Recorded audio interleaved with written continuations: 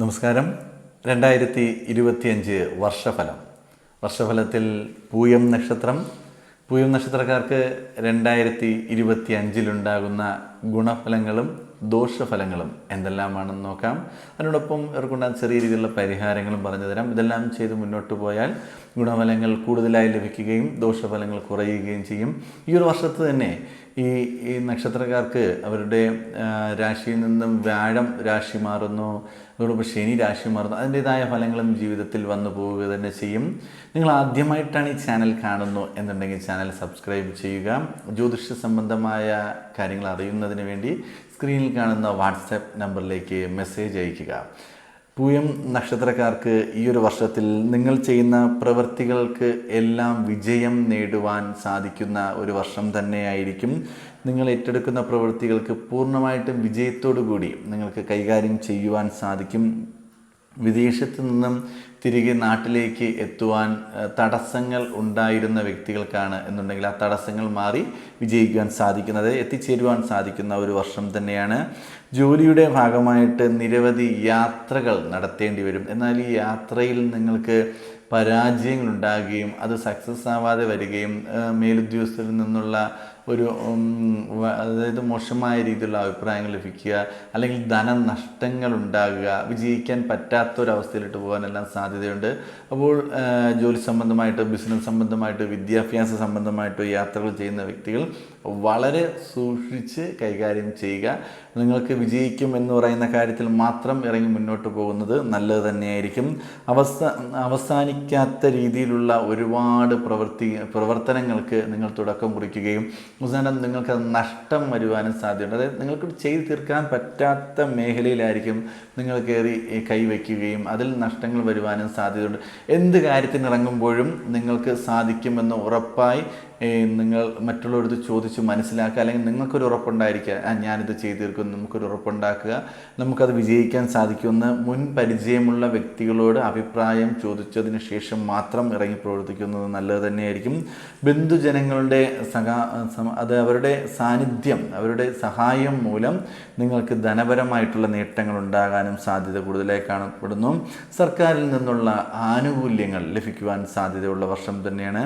മേലുദ്യോഗസ്ഥരുടെ പ്രീതിക്ക് വേണ്ടി ഒരുപാട് നിങ്ങൾ ശ്രമങ്ങൾ നടത്തേണ്ടി വരുമെങ്കിൽ മാത്രമേ അവരുടെ അംഗീകാരമെല്ലാം ലഭിക്കുകയുള്ളൂ. സഹോദരങ്ങളിൽ നിന്നുള്ള ഗുണപരമായ അനുഭവങ്ങൾ ഉണ്ടാകാൻ സാധ്യത വളരെ കൂടുതലായി കാണുന്നൊരു വർഷം തന്നെയാണ്. വിദ്യാർത്ഥികളാണ് നിങ്ങളെന്നുണ്ടെങ്കിൽ വിദ്യാഭ്യാസ രംഗത്ത് സഹോദരങ്ങൾ കൂടെ നിൽക്കുകയും നിങ്ങളെ സഹായിക്കുകയും നിങ്ങൾക്ക് വിജയം ഉണ്ടാക്കുവാൻ കൂടെ നിൽക്കുവാനും എല്ലാം സാധ്യത വളരെ കൂടുതലായി കാണപ്പെടുന്നു. പൊതുരംഗത്ത് പ്രവർത്തിക്കുന്നവർക്ക് പ്രശസ്തി, അംഗീകാരം, ബഹുമാനം ഇതെല്ലാം ലഭിക്കുന്ന ഒരു വർഷം തന്നെയായിരിക്കും. മനസ്സിന് സന്തോഷം നൽകുന്ന വാർത്തകൾ കേൾക്കുവാൻ സാധ്യത വളരെ കൂടുതലായി കാണുന്ന വർഷം തന്നെയാണ്. അതുകൊണ്ട് സൽക്കർമ്മങ്ങൾ ചെയ്ത് മുന്നോട്ട് പോകുന്നത് വളരെ നല്ലത് തന്നെയായിരിക്കും. സഹോദരൻ്റെ ഉയർച്ചയിൽ നിങ്ങൾക്ക് അംഗീകാരങ്ങൾ ലഭിക്കുക, അതായത് നിങ്ങൾക്ക് ഒരുപാട് മാനസികപരമായിട്ടുള്ള സന്തോഷം ലഭിക്കുവാൻ സാധ്യതയുണ്ട്. പണമിടപാടുകൾ നടത്തുമ്പോൾ അതിൽ കൃത്യത പാലിക്കുക. നിങ്ങൾ ഒരാളുടെ കയ്യിൽ നിന്നും ഒരാഴ്ചയ്ക്ക് ശേഷം അല്ലെങ്കിൽ ഒരു മാസത്തിനകത്ത് തിരികെ നൽകാം എന്ന് കരുതി പണം കടം വാങ്ങുന്നു എന്നുണ്ടെങ്കിൽ അത് കൊടുക്കുവാൻ സാധിക്കാതെ ബുദ്ധിമുട്ടുകൾ വരിക തന്നെ ചെയ്യും.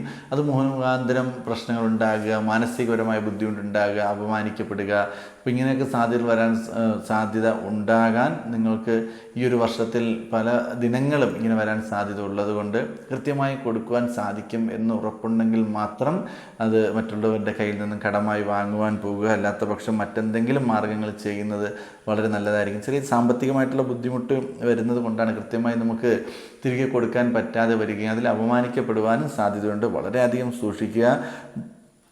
സാധിച്ചെടുക്കുവാൻ വിഷമമുള്ള കാര്യങ്ങൾ പലതും നിങ്ങൾ അതിലിറങ്ങുകയും പരാജയപ്പെടുവാനും സാധ്യതയുണ്ട്.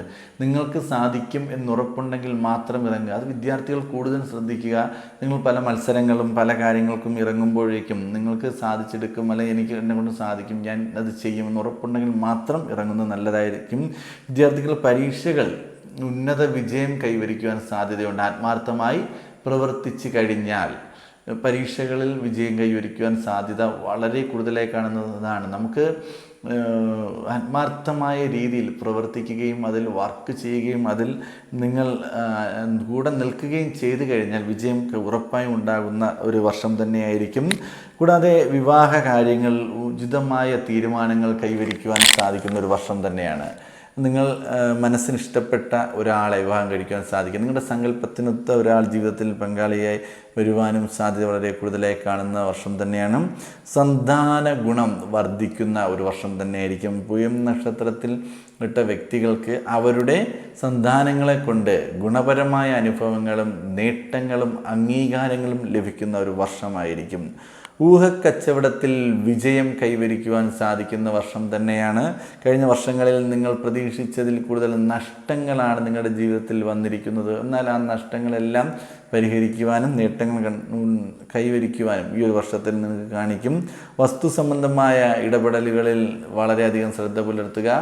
ചതിവ് പറ്റാനും നിങ്ങൾ പറ്റിക്കപ്പെടുവാനും സാധ്യത വളരെ കൂടുതലായി കാണപ്പെടുന്നു. ധനനഷ്ടമുണ്ടാകാം, മാനസികപരമായ വിഷമുണ്ടാകാം. അതുകൊണ്ട് വളരെയധികം ശ്രദ്ധയോടുകൂടി മുന്നോട്ട് പോകേണ്ടത് അത്യാവശ്യം തന്നെയാണ്. ഈ ഒരു വർഷക്കാലഘട്ടത്തിൽ നിങ്ങൾക്കുണ്ടാകുന്ന ഗുണഫലങ്ങളുടെ ആ ഒരു ശക്തി അല്ലെങ്കിൽ ആ ചൈതന്യം വർദ്ധിപ്പിക്കുന്നതിനും ദോഷഫലങ്ങൾ കുറയുന്നതിനും വേണ്ടി നിങ്ങൾ ഗണപതി ഭഗവാനെ ആത്മാർത്ഥമായി പ്രാർത്ഥിക്കുക. ഗണപതി ഭഗവാനെ പൂജിക്കുക. നിത്യവും ക്ഷേത്രദർശനം നടത്തി ഗണപതി ഭഗവാനെ തൊഴുതു പ്രാർത്ഥിക്കുകയും വെള്ളിയാഴ്ച ദിവസങ്ങളിൽ ഗണപതി ഭഗവാൻ ഒരു നാളീകരം വാങ്ങിച്ച് നടക്കി വെച്ച് തൊഴുതു പ്രാർത്ഥിച്ച് അതിനെ പൊട്ടിച്ച് നിങ്ങളുടെ വിഘ്നങ്ങൾ മാറ്റുകയും ചെയ്യുന്നത് വളരെ നല്ലതായിരിക്കും. പക്കനാൾ വരുന്ന ദിവസങ്ങളിൽ ഗണപതി ഹോമം നടത്തുന്നത് വളരെ നല്ലത് തന്നെയായിരിക്കും. ഇങ്ങനെയെല്ലാം ചെയ്ത് മുന്നോട്ട് പോയാൽ ദോഷങ്ങൾ കുറയുകയും ഗുണഫലങ്ങൾ കൂടുതലായി ലഭിക്കുകയും ചെയ്യും.